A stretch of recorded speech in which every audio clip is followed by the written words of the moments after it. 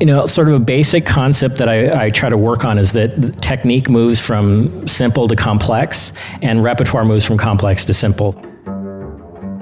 Welcome to another episode of Contrabass Conversations, your show covering life on the low end of the spectrum. I'm your host, Jason Heath, and I'm so glad you're here as we dig into the topic of auditioning. You can find every episode that focuses on auditioning, and there have been several, at contrabassconversations.com/auditioning. So we are capping off a week of all audition-related content. We chatted with John Beder, who is the principal bass of the Milwaukee Symphony and assistant principal bass of the Grant Park Symphony, Tim Dylan Schneider of the Baltimore Symphony, and Andrew Peterson, recent audition winner for the Houston Symphony. That excerpt that opened the episode, that's David Allen Moore of the Los Angeles Philharmonic and University of Southern California, fabulous bass teacher who's worked with so many of the audition winners that I've profiled on this podcast. And what you're going to hear the rest of the episode are segments from Caleb Quillen of the Kansas City Symphony, Rob Knopper of the Metropolitan Opera Orchestra and audition hacker, Kevin Brown of the Detroit Symphony, Jon Beder, who's the creator of Composed, a documentary on performance anxiety, Ted Botsford, who recently won a position in the LA Phil and is coming to the LA Phil from the Seattle Symphony, Steve Metcalf, who recently won the principal bass spot in the Colorado Symphony, and world-renowned performance coach Don Greene. These are the people I've spoken with about auditioning since putting out my book, Winning the Audition. And if you haven't checked that out, you can go to winningtheaudition.net. And what that book is a synthesis of what I learned about the topic of auditioning from dozens of major bass players like Ed Barker of the Boston Symphony, Joe Conyers of the Philadelphia Orchestra, Max Dimmoff of the Cleveland Orchestra, Matt McDonald of the Berlin Philharmonic, and many others. So this is kind of a beyond Winning the Audition episode. I really hope you enjoy it. And before we start rolling here, I'd like to thank D'Addario Strings and let you know about our giveaway for 10 sets of Kaplan strings. You can go to contrabassconversations.com/strings. And I've been loving my Kaplan strings. They are great for off the string playing. They're great for lyrical playing. The sound in the low register, high register, so well balanced. Wonderful bow response, wonderful pizzicato response. I got a great pizzicato sound. They are played by David Allen Moore. They're played by Kurt Muroki, Mark Morton, Michael Valerio, Oscar Meza, Volkan Orhan, Gabriele Raggiante, Klaus Freudenstein, to name a few. They're designed, engineered, and crafted in New York, here in the United States. And thanks for sponsoring the podcast. I'd also like to let you know about the Bass Violin Shop. And if you are looking for a professional setup, repair, restoration at a reasonable price, check them out. They go beyond their customers' expectations with meticulously set up basses. That's so important. Friendly and helpful staff and highly skilled luthiers. And they've all got one common goal in mind. That is making their customers happy with whatever bass they happen to play. So whether you have an open seam or you need a top-off restoration, the Bass Violin Shop is there to help you through the process. They specialize in resetting necks, repairing cracks, installing new fingerboards, new bass bars, and custom C extensions. So whatever your playing needs, the Bass Violin Shop will work hard to get the most out of your instrument without blowing your budget. And I'd like to thank Rosin Saver, which I've been using for the last several months, and it has kept my pops feeling as fresh as the day I got it. And it prevents the evaporation of natural waxes and solvents, because that's what happens. Your rosin, as those evaporate, your rosin becomes dry, powdery, and useless. I'm sure you know that feeling if you've been playing for any length of time. It saturates the air around the rosin, and so that's what keeps it feeling and sounding great, regardless of weather, temperature, or venue. And I have a special offer for you if you go to rosinsaver.com and use the promo code HEATH, H-E-A-T-H, at checkout. You get 10% off any and all orders from rosinsaver.com.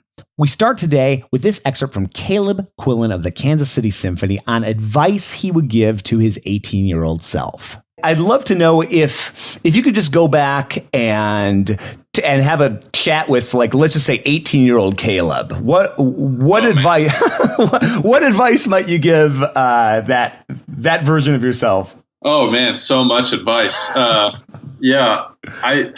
That's a hard one to really like hone in on. Yeah, I know.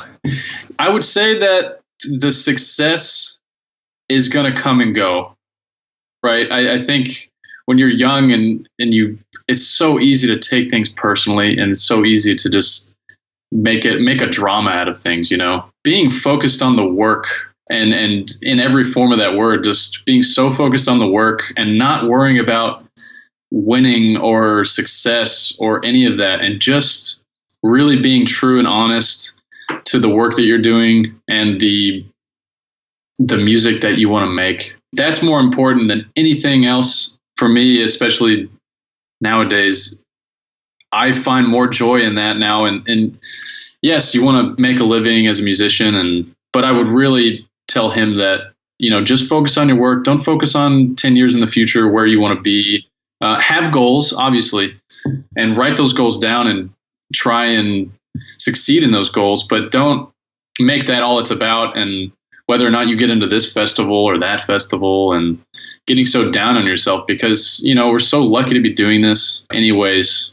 And I think we forget that so much of the time. You forget that you're just so lucky to be doing this and be a part of this life. So, just focus on the work, feel grateful, work really hard, take responsibility for yourself. That's another big one. Take responsibility for the work that you do. Next up, we have Nina DeCesar of the Oregon Symphony talking about her audition preparation strategies and the benefits of studio class. So my first audition, I was really careful about preparing. So I prepared for about 3 months, and I spent about 2 days, because I'd already worked through all the excerpts before, but I spent about 2 days per excerpt really taking them apart and working through them slowly and making sure I had the strokes right. And then that took about 2 or 3 weeks. And then at the end of those weeks, I started slowly working the tempos up on everything and playing for people and all that. And then in the last month, I really spent the time just playing through the excerpts and then taking notes afterwards and thinking what went well, what didn't go well, which tempos are working, which aren't. And then the last week, I barely played at all. I just listened to the music, which I think is a step that a lot of people kind of forget. It's easy to, right to the last minute, be worried about, am I going to be able to do the shift in Heldenleben? And in reality, you're not going to be able to fix it in a week if it's not there. So it's best psychologically to get yourself in order that way, so that you're used to just playing through the excerpts and then accepting them as they are afterward. So that way in the audition, if something doesn't go well, you can still say, okay, that's fine, I'm going to go on to the next one, and not really worry about it. And then for Oregon, that was 2 months after that first audition. Something that was actually incredibly helpful was my teacher, Paul, went to Australia, and it wasn't helpful that he wasn't there. So we really missed it. But what happened while he was gone was his studio met 2 or 3 times a week for 2 hours, and we played for each other. And about half the studio was in the midst of taking these auditions, basically the same auditions. And the other half was either working on solo work or was just younger and was maybe working on, rep class stuff. But it ended up that we heard each other play, every few days for about 3 weeks before that audition. And so we started to understand each other's playing. So, you have the tendency, your first excerpt when you're nervous, this is what you do. And then the next time you hear it again, you say, okay, yeah, that was definitely better. This time I think, maybe fix this. So having that peer relationship was really helpful. I loved this conversation I had with Rob Knopper of the Metropolitan Opera Orchestra. Rob's a percussionist in the Met and runs Audition-Hacker, which is a great site. If you haven't checked it out, definitely do so. And I used a portion of this interview for Winning the Audition, which you can find at winningtheaudition.net. So this is Rob talking about the benefits of making a long-term plan. There's one day where you get the list, and then there's another day where you find out your audition date. And the question isn't how long should I prepare, it's how long after I get the list should I wait.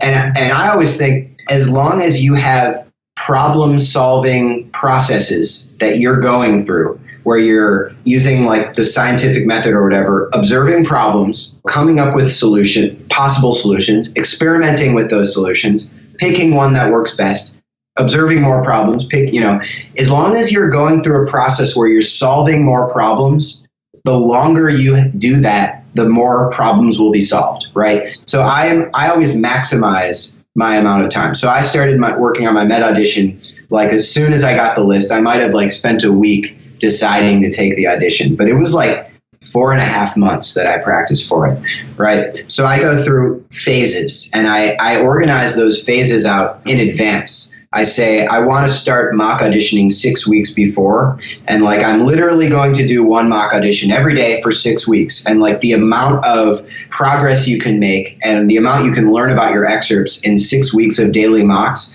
is like pretty incredible. And the amount of nerves that you can blow past and not have to deal with at the audition is pretty cool.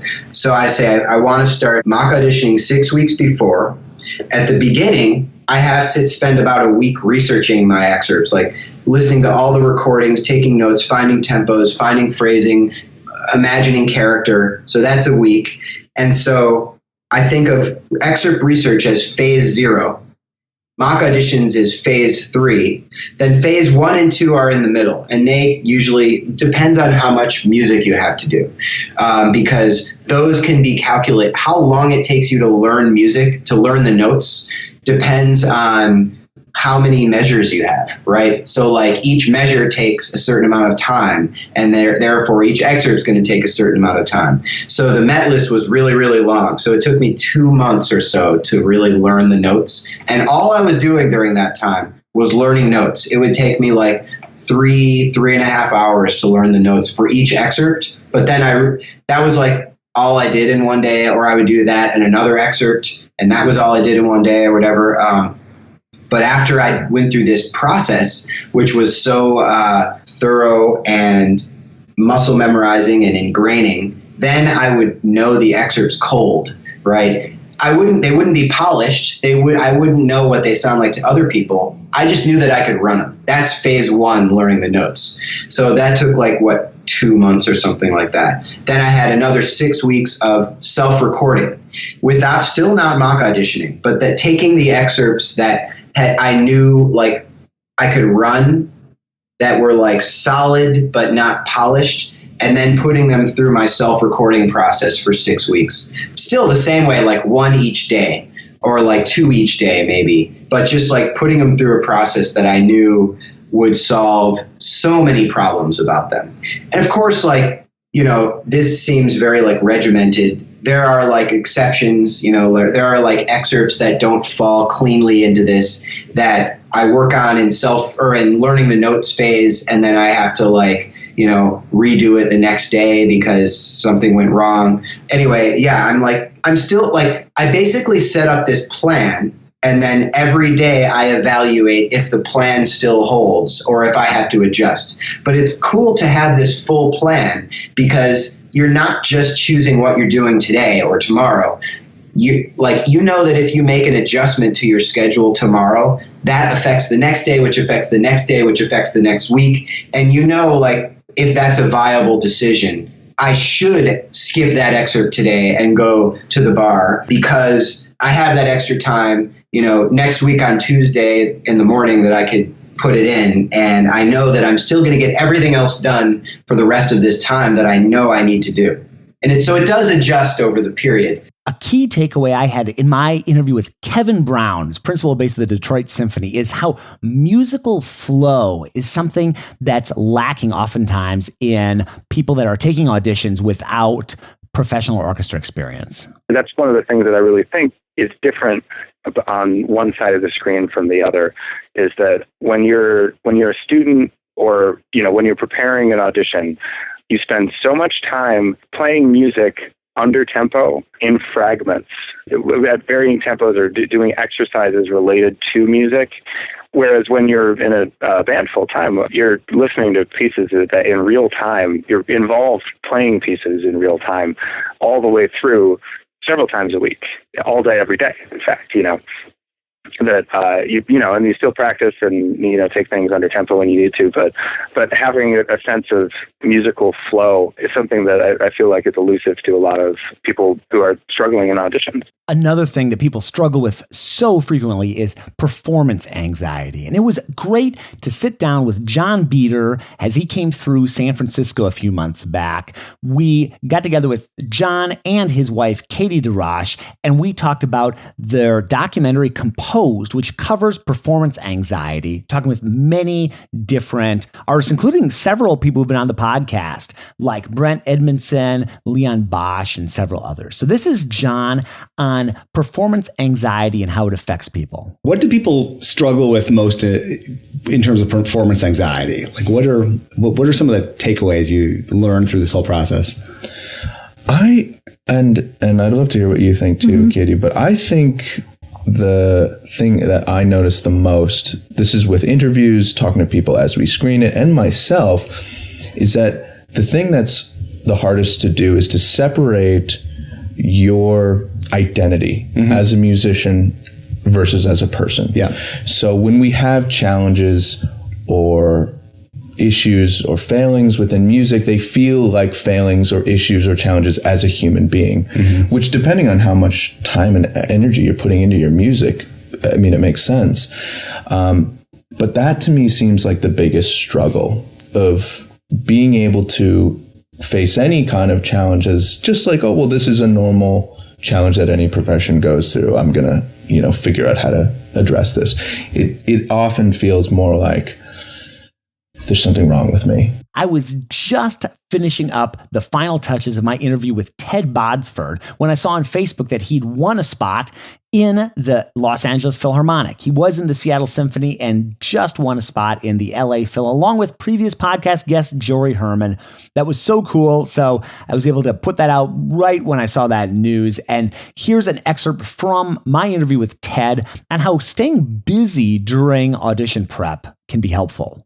In some ways, I approached my Seattle audition from the mindset of I was able to sort of think about preparing based on how I was playing in the orchestra, so that I was able to sort of practice a piece, even if it wasn't the piece that was on the audition. I was able to sort of practice the style if it was a similar piece that was in the orchestra, or I could sort of isolate bits of excerpts that I knew really well, that I knew maybe were a little bit weaker, and not have to just like learn, practice the whole thing every time. And in some ways, it was nice for me to be busy, to not have that psychological thing of the audition looming over my head. And, it was just another thing that was coming up that I had to prepare for. And for the Oregon principal job, which I took and came very close to, I was playing a Mahler 5 week during that audition.